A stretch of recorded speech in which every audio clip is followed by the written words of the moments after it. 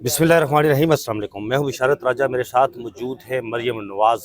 मरियम नवाज़ साहिबा से हम पूछते हैं कि इस वक्त जो मामलात हैं चीफ वर्सेस चीफ, यानी कि चीफ मिनिस्टर जो पंजाब की है और chief justice Lahore high court justice Aliya Neelam, इनके बीच में जो इस वक्त तनाव है, एक तरफ से वो आर्डर मअतल किया जाता है जो कि प्रॉपर्टी ऑर्डिनेंस के हवाले से इस वक्त मामला चल क्या रहा है। और फिर मरीम नवाज़ के पास अगर वक्त हुआ, इन्होंने कहीं जाना भी है, तो मैंने इनसे रिक्वेस्ट की थी कि आप मुझे सिर्फ जो चीफ वर्सेस चीफ वाली पूरी इन्फॉर्मेशन है इनके पास, उस पर अगर आप आगाही दे दें तो बाकी अगर वक्त हुआ तो आगे चलकर बात करेंगे कि इस वक्त जो मुल्क की सियासत है, एक जो नेशनल डायलॉग कमेटी बनाएगी, कैबिनेट में प्राइम मिनिस्टर से जो बयान दिलवाया गया, इसके पीछे कहानी क्या है, ये सामने रखेंगे आपके।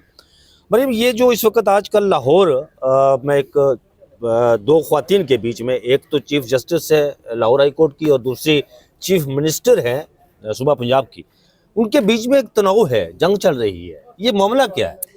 देखिए, मामला ये है कि हुकूमत पंजाब ने अक्टूबर के अख्ताम पे एक Punjab protection of ownership of immovable property ordinance जो है वो पास किया था, जो कि बाद में बाकायदा तौर पर एक्ट भी बन गया और नाफिजुल अमल भी फौरी तौर पर हो गया था। और उसके तहत पंजाब हुकूमत जो है वो बड़े मैसिव किस्म के लैंड माफियाज के खिलाफ, बज़ाहिर ये बताया जा रहा है कि लैंड माफियाज के खिलाफ ऑपरेशन कर रही है, और उस ऑपरेशन को एक कानूनी तहफ़्फ़ुज़ जो है वो दिया गया इस ऑर्डिनेंस के जरिए। अब मामला 56 दरख्वास्तों के जरिए गया लाहौर हाई कोर्ट में, और उन 56 दरख्वास्तों में हर एक की नोयत अलग अलग है, कहानी अलग अलग है, लेकिन लोग दावा ये करते हैं कि ऑर्डिनेंस के जरिए किया ये गया कि एक जो सिविल कोर्ट है, जैसे अगर वो मिसाल के तौर पर राजा साहब की जमीन पे कब्जा में कर लूं, तो उसके लिए अगर मुझे जमीन पर कब्जा छुड़वाना होगा आपको, तो आप सिविल कोर्ट के पास दरख्वास्त दायर करेंगे। उस दरख्वास्त दायर करने के बाद सिविल कोर्ट जो है वो आपका फैसला करेगी। लेकिन हुआ ये कि इस एक्ट के तहत अब जो पंजाब के अंदर नाफिजुल अमल था, उसके तहत अब सिविल कोर्ट के बजाय जो इलाके का डिप्टी कमिश्नर है या इलाके के अंदर एक मजाज अथॉरिटी है जिसका ताल्लुक ब्यूरोक्रेसी से है, बिल्कुल वो जो है वो ये उसके पास मैं चली जाऊं और मैं जाके ये दावा करूं कि मेरी जमीन पे मैं ही कब्जा करूं, और मैं ये भी दावा करूं कि वो जमीन मेरी है, तो वो लोग आपसे वो कब्जा छुड़वा कर मेरे हवाले कर सकते हैं। और इसके लिए वैसे तो ये ऐसा किया भी गया ना गुजरांवाला, मुख्तलिफ कई इलाकों में किया गया, कई इलाकों में किया गया, और बाकायदा तौर पर मरियम नवाज शरीफ साहिबा ने अपने ट्विटर हैंडल के ऊपर लोगों की वीडियोस लगाई जिसमें लोग उनको सराह रहे थे और कह रहे थे कि उनकी जमीनें गरीबों को उनको वापस मिली। कुछ केसेस जेन्युइन भी थे, लेकिन कुछ केसेस 56 दरख्वास्तें जो लाहौर हाई कोर्ट में गई, उनके अंदर अलग अलग नोयत के जो है वो मुकदमात है, जिनमें एक नोयत का मुकदमा ये है कि मिसाल के तौर पर बीबीसी ने आज ये लगाया कि फैसलाबाद में जो है वो एक मार्की थी बनी, वो 3 ओनर्स थे उस जमीन के, उसमें किराए पे लेकर वहां पे मार्की तामीर की गई, बाकायदा तौर पर मुआयदा था कि उसको खाली नहीं कराया जा सकता।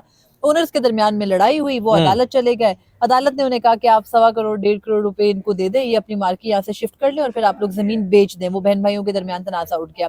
अब हुआ ये कि वो अदालती फैसला भी हो गया, करोड़ों रुपए तय भी हो गए कि वो वहां मिलने थे, मामला सेटल हो गया। लेकिन ये हो गया कि उस दौरान ये ऑर्डिनेंस का इजरा हो गया।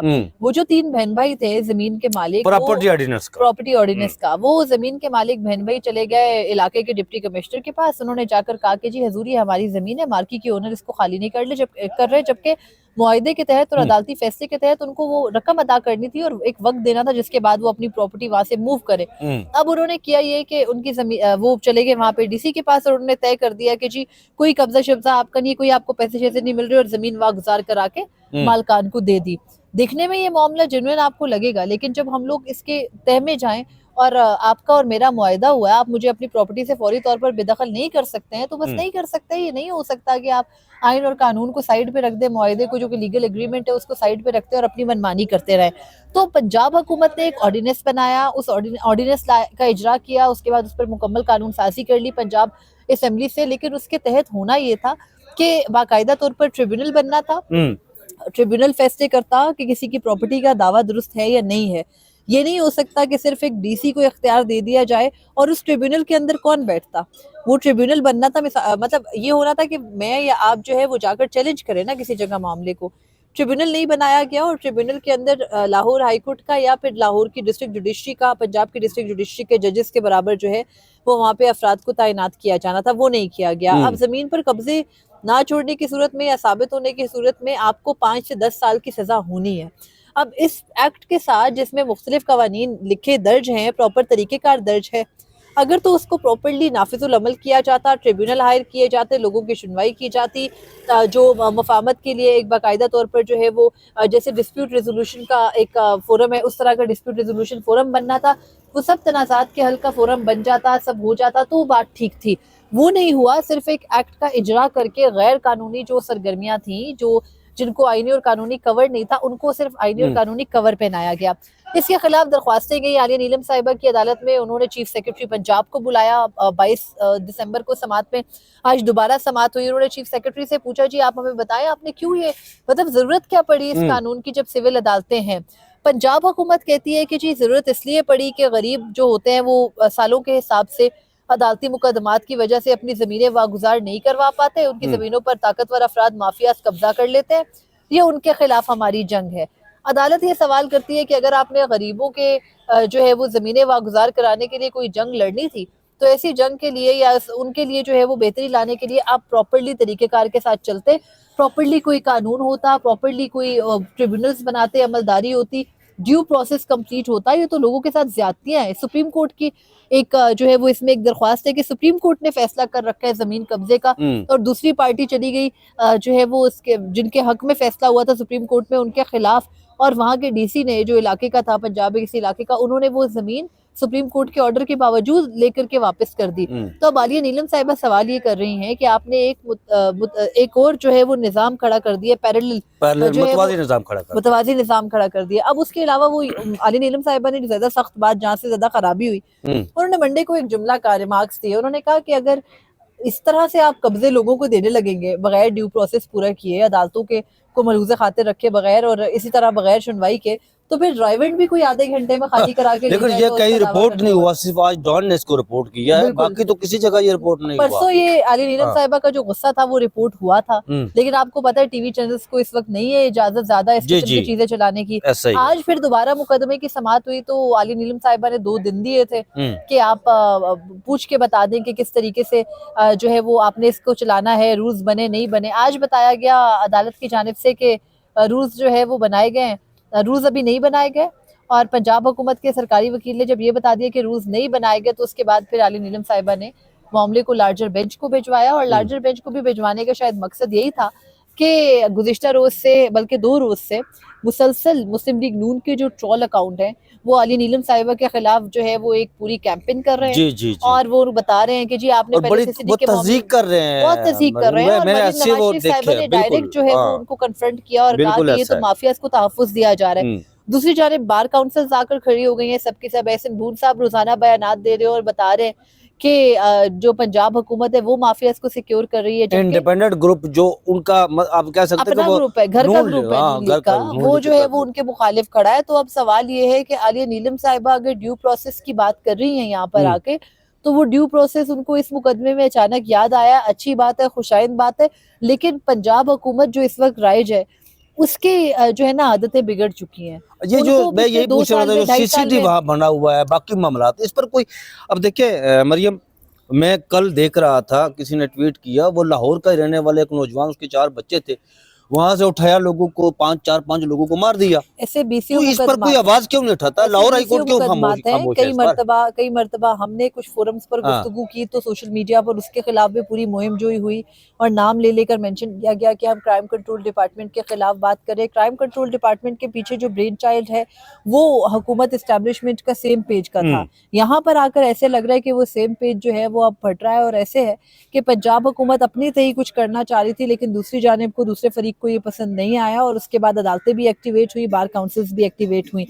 सीसीडी की जहाँ तक बात है बिल्कुल क्लियर है, सुप्रीम कोर्ट के हजारों फैसले हैं, हाई कोर्ट से इस पर कई मावरा अदालत कत्ल किसी सूरत अलाउड नहीं है, और वो किया जा रहा है, उसको कानूनी जामा भी पहनाया हुआ है, उस पर कोई सुनवाई भी नहीं हो रही। गरीब बच्चे लोगों के माएँ तड़पती रह जाती हैं, उनको ऐसे ये बात भी दुरुस्त है कि हरासगी के मुकदमात होते हैं, होना चाहिए, बिल्कुल उसके लिए कोई मुसर कानून साजी की जानी चाहिए। ये नहीं हो सकता कि आप बगैर कुछ बनाए, बगैर कुछ किए इस तरह से अपनी मर्जी नहीं। देखे मरियम, जो आपने बात की हरासमेंट के केसेस होते हैं, सारा कुछ होता है, कानून होने चाहिए, ये तो कोई भी दुनिया की कोई अदालत इजाजत नहीं देती ना कि आप लोगों को उठाकर उनको मार दें जनाब और कहें कि जी ये पुलिस मुकाबले में, अच्छा ये अपने ही लोगों के फायरिंग से मारे गए। मतलब ये कोई अदालत पूछती नहीं इनसे, कोई ना आलिया कोई नीलम सिविल साहिबा सोसाइटी ने इस पर बात करती है, कोई आलिया मुकम्मल नीलम खामोशी है इस साहिबा पर। ने इसके ऊपर राजा साहब थोड़ा अरसा पहले एक नोटिस किया था, हाँ और अब जब उनके खिलाफ मुस्लिम लीग नून की पूरी ट्रोल ब्रिगेड जो है वो एक्टिव हुई है, तो उन्होंने आलिया नीलम साहिबा के सिर्फ उस नोटिस किए जाने को भी बड़ा तनकीद का निशाना बनाया है, और काफी उनके बारे में उनके खिलाफ एक पर्सनल किस्म की जो है वो पूरी मुहिम चल रही है। लेकिन ज्यादा किरदार जो हमें यहाँ पर देखना है वो अचानक से एक्टिव हुई पाकिस्तान बार काउंसिल का देखना है। एहसन भून साहब आज फरमा रहे थे, अदालत से निकले हैं वो, तो उन्होंने बताया कि ये जो मुस्लिम लीग नून के एमएनएज और एमपीएस हैं, ये लोगों के साथ अपने जाती स्कोर सेटल करने के लिए जो है वो इस कानून को इस्तेमाल कर रहे हैं और लोगों की जमीनों पर कब्जे कर रहे हैं, और अगर कोई नहीं दे रहा तो उनको डिप्टी कमिश्नर को जिसको इख्तियारात दिए गए हैं या इलाके का जो इंतजामिया है उसके सामने डाल दिया जाता है। वो मुकदमात बनाते हैं, लोगों को हिरासा करते हैं। पंजाब के अंदर पिछले 2-2.5 साल में एक कल्चर ये बन गया है कि अगर आप आवाज उठाओगे तो फिर आपकी चादर चार दीवारी तो कुछ मैटर ही नहीं करती, सही, बिल्कुल आपकी सही, जान और आपकी जात भी बिल्कुल। कोई मैटर नहीं करती, वो भी महफूज नहीं रहेगी। तो उसके बाद एक खामोशी अटेन कर ली गई थी, लेकिन अब आकर लग रहा है ये जो खामोशी टूटी है हाँ इसमें अवाम का तो कोई स्टेक होगा तो होगा। ऐसा लगता है कि जो मेन स्टेक होल्डर्स हैं, जो मुसलसल एक पेज पर हैं, उनके दरमियानी ये इख्तलाफ है जो कि हमें नजर आ रहा है दो चीफ्स के दरमियान इख्तलाफ की सूरत में। बाकी ये कहानी अब कब तक चलती है, आर्य नीलम साहिबा ने तो इसको लार्जर बेंच को सुपुर्द कर दिया, खुद हाथ खड़े कर दिए, तो वो लार्जर बेंच लाहौर हाईकोर्ट का वो चले, खुद ही चीफ अच्छा हुआ कि कहीं ना कहीं हुआ। अच्छा मरियम, थोड़ा सा आगे चलते हैं।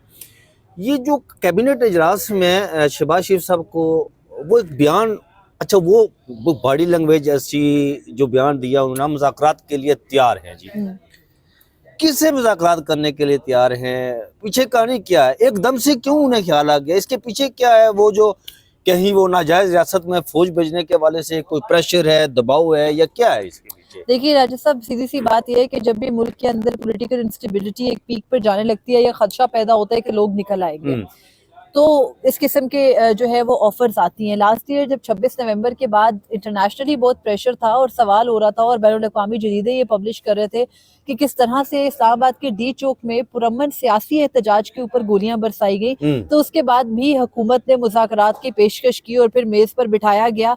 लेकिन फिर क्या हुआ, मुज़ाकरात की 2-3 नशिस्तें हुई और इमरान खान को 190 मिलियन पाउंड केस में स्ट्रेट अवे उम्र कैद सुना दी गई।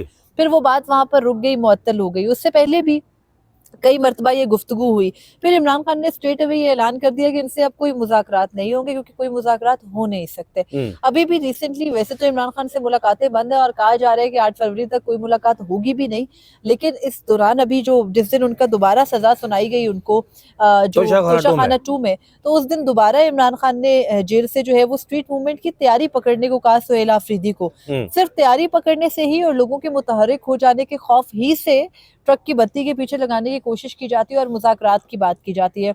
शहबाज शरीफ साहब की ऑफर को कहा यह जा रहा है कि अल्लामा राजा नासिर अब्बास और जो महमूद खान अचकज़ई है वो इस पर जवाब देंगे, लेकिन महमूद खान अचकज़ई ने 2 रोज़ा कौमी कॉन्फ्रेंस में बैठकर बड़ा क्लियरली ये कहा कि इन लोगों से मुज़ाकरात नहीं हो सकते जिन्होंने मैंडेट चोरी किया, जो चोर है, जो डाकू हैं, और जो उन्होंने कहा कि ये जो है वो अगर मुझे कोई कहेगा कि मेरे भाई के घर कोई चोरी करे और मैं उस चोर के साथ बैठ के मुज़ाकरात करूं तो ये मैं नहीं कर सकता।